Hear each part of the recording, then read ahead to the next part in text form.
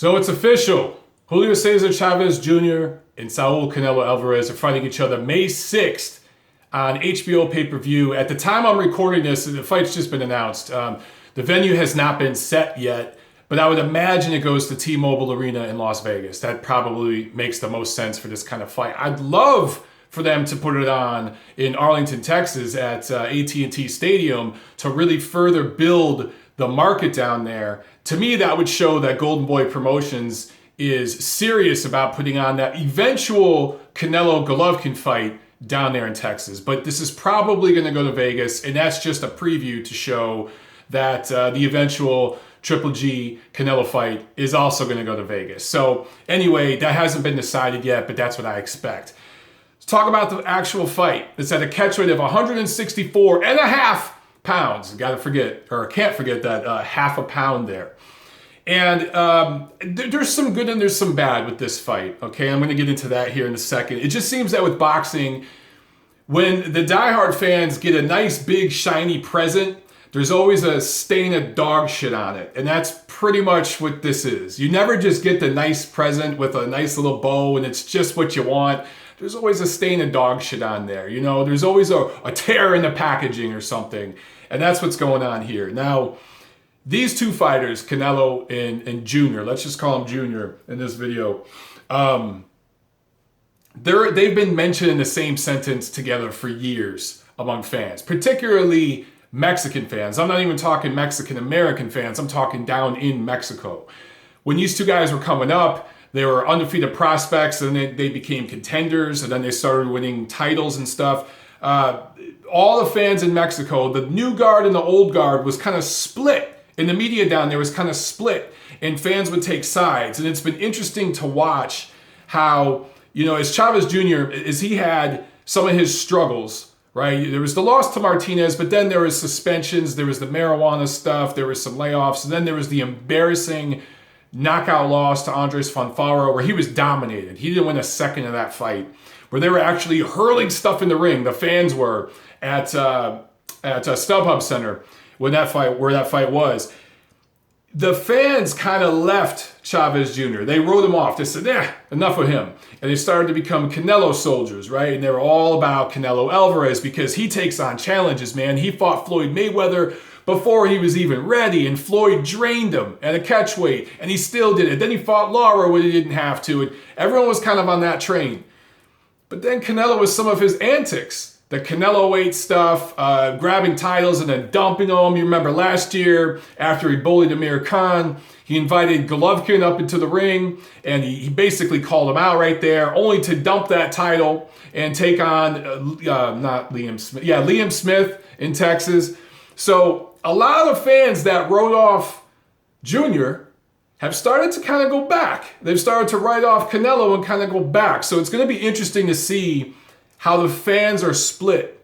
The Mexican-American fans, but particularly the Mexican fans and the Mexican media. It's going to be interesting to read all the articles and stuff and see how they're split on these two fighters now at this point.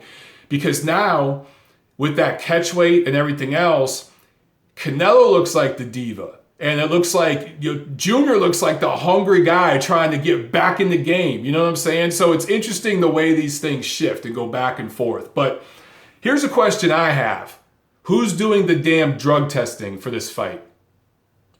And I know, I annoy some of you with the drug testing questions, but let's be real here. Canelo Alvarez is the biggest name in the sport, probably not globally, but he's the biggest name, the biggest attraction, at least in North America right now. And he doesn't do VADA. He's not enrolled in VADA, right? He briefly held a WBC title, but dumped it. So he hasn't, and I believe when he won that title, he wasn't enrolled in VADA. They hadn't started their mandatory testing at that point, or at least they didn't force Canelo to do it. And here's a guy who's been draining himself to make really unnatural weights for a while now. 155, 154 against Smith. And now he's going to balloon up 10 pounds to 164.5. And then you got another guy with Junior who has had his issues, as I said, about struggling to make weight, layoffs. He's ballooned up in weight during those layoffs. Hasn't weighed in at this weight or anywhere near it in almost 5 years. I believe it was the Martinez fight, Sergio Martinez fight, where he weighed, I can't remember the exact weight, but that was, how many years ago was that, right? He's been fighting as a super middleweight since that point, or if not a light heavyweight. So there's a lot going on here, and I just want to make sure that this is on the up and up. As I stated before, it's probably going to Nevada, and you guys know I'm a little shaky with the Nevada State Athletic Commission. That's the old guard boxing establishment. They act like a big teachers union and basically do everything they can to protect the entities in that organization and the house fighter, because the house fighters bring big house money. So that's a big question that I hope myself and my colleagues and everything in the media ask those questions when it comes time. And believe me, I'm asking them right now. I will ask them when it's time to. So hold me accountable to that. But here's one thing.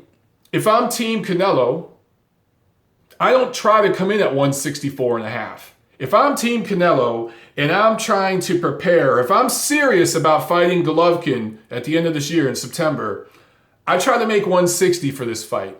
I basically audition for 160 pounds. I prepare my body and go through a camp making 160. If you miss it by a pound or two, you're good.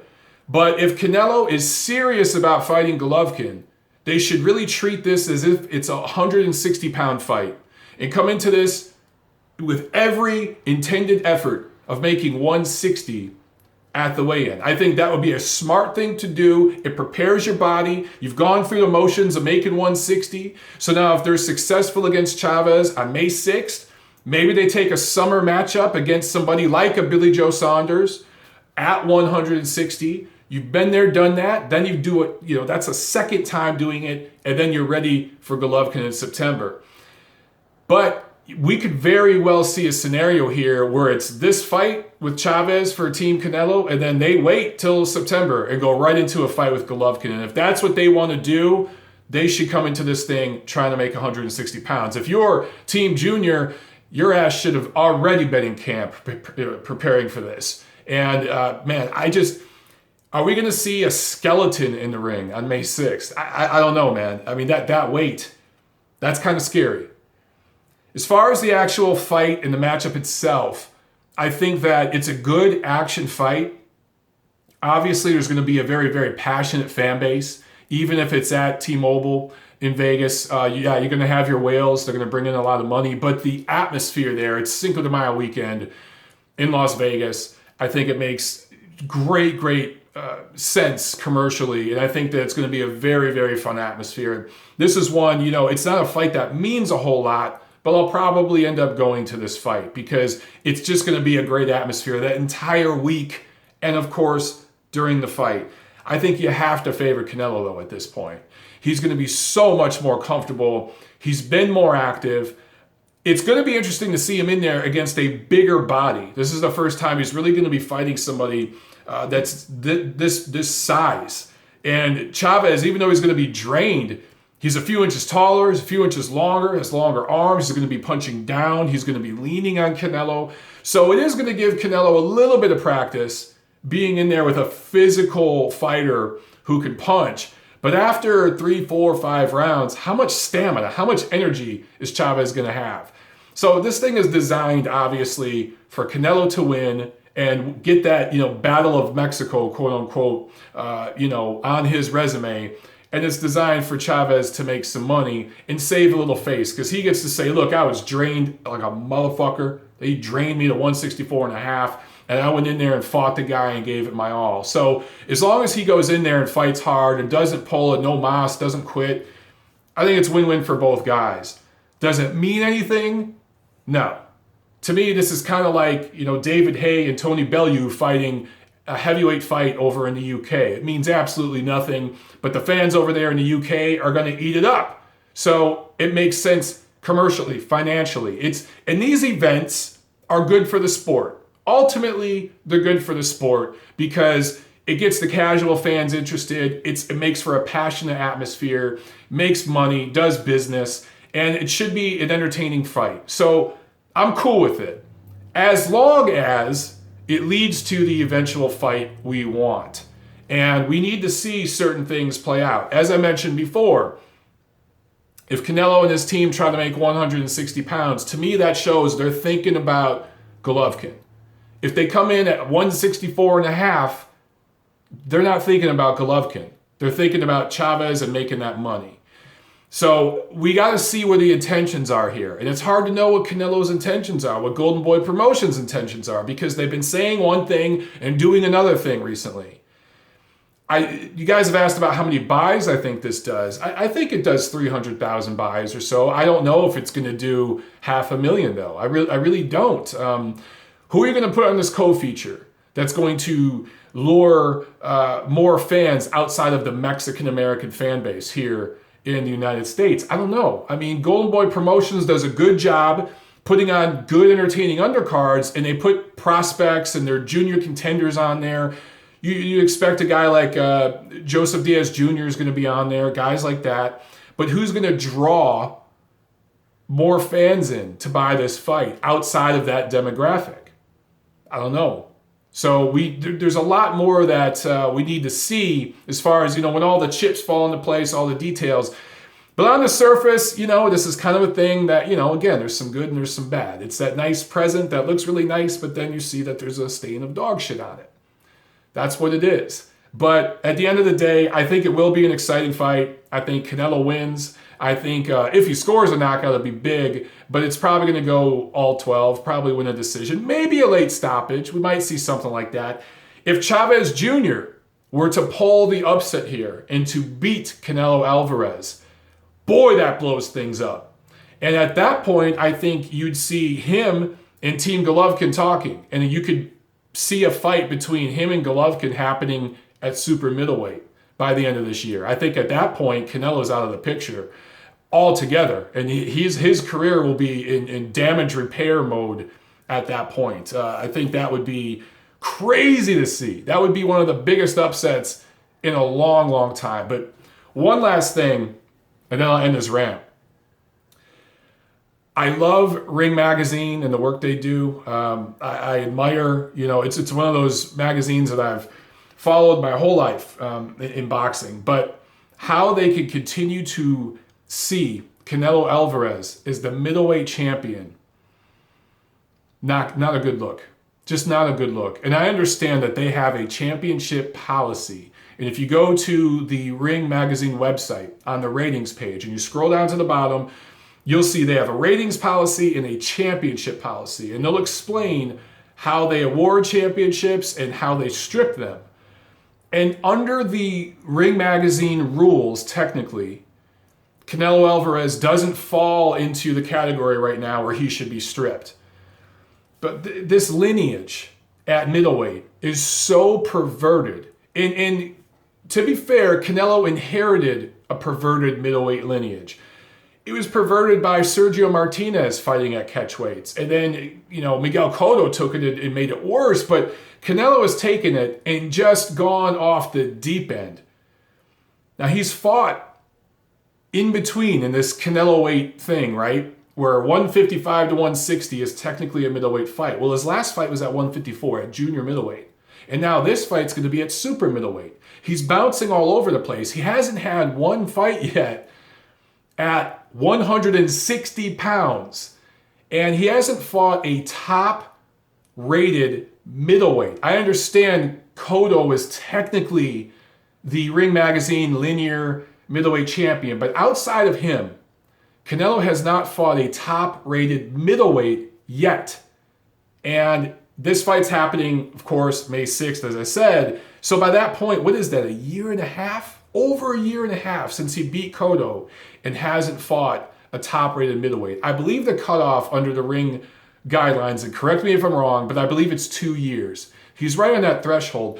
But skipping around all these weights, I don't know. I think Ring Magazine would show a lot of intestinal fortitude by setting an example here and stripping him of that Ring Magazine middleweight championship, because I don't even rate the guy at middleweight. If Canelo were to fight at middleweight tomorrow, I think he'd be probably among the top 3 or 4 middleweights in the world right now. I'd favor him to beat most of the guys ranked in the top 10, but he's not. He's not doing it. So, look, March 18th, Gennady Golovkin, Daniel Jacobs are fighting. For me, that is my middleweight championship fight. That's number 1 versus number 2. I think it's the clear top 2 middleweights in the world. And under Ring Magazine's policy, when a number 1 and number 2 fight in a division, that is supposed to create a new lineage. That's what's happening this weekend, tomorrow, with Badu Jack and James DeGale at super middleweight.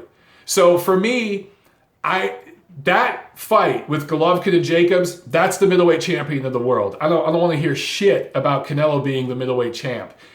If Canelo beats Chavez and then comes back in the summer and fights Billy Joe Saunders at 160 and takes his title, cool. He's rated at 160. He's my number 1 contender, right below the winner of Triple G and Jacobs. But until that point, he's not a middleweight.